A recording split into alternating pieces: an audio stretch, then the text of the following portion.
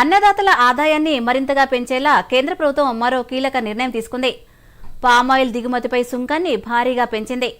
కేంద్ర నిర్ణయం పట్ల తెలంగాణలో పామాయిల్ పంటను సాగు చేస్తున్న రైతులు హర్షం వ్యక్తం చేస్తున్నారు. దీనిపై మరిన్ని వివరాలు ఇప్పుడు చూద్దాం. పామాయిల్ రైతులకు కేంద్ర ప్రభుత్వం శుభవార్తను అందించింది. పంట పండించే రైతులకు ఊరట కలిగిస్తూ ముడి పామాయిల్ దిగుమతి సుంకాన్ని 5.5% నుంచి 27.5%కి పెంచుతూ కేంద్ర ప్రభుత్వం నిర్ణయం తీసుకుంది. దిగుమతి సుంకం పెంపుతో పామాయిల్ పండించే రైతులకు లబ్ధి చేకూరనుంది. ప్రస్తుతం టన్ను ఆయిల్ పామ్ గెలల ధర 14,392గా ఉండగా కేంద్ర ప్రభుత్వం తీసుకున్న తాజా నిర్ణయంతో టన్నుకు 1,500 నుంచి 1,700 రూపాయల వరకు అదనంగా పెరిగే అవకాశం ఉంది. మొత్తంగా ఒక్కో ఆయిల్ పామ్ గెల ధర 16,500 రూపాయల వరకు పెరగవచ్చు.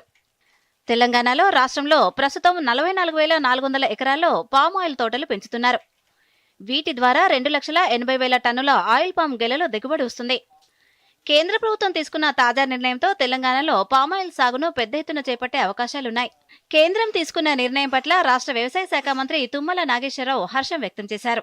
రాష్ట్ర రైతాంగం తరఫున కేంద్ర వ్యవసాయ శాఖ మంత్రి శివరాజ్ సింగ్ చౌహాన్ కు కృతజ్ఞతలు తెలిపారు.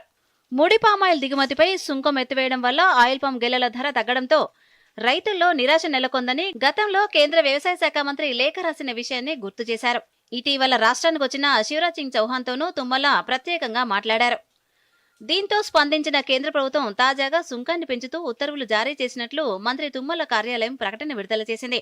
పామాయిల్ దిగుమతిపై కేంద్రానికి ఏడాదికి 80,000 కోట్ల రూపాయల విదేశీ మారకద్రవ్యం ఖర్చవుతుందని అంచనా. తాజాగా దిగుమతి పన్నులు భారీగా విధించడంతో అటు దేశంతో పాటు తెలంగాణలోనూ పామాయిల్ రైతులు పెద్ద ఎత్తున ప్రయోజనం పొందే అవకాశం ఉంది.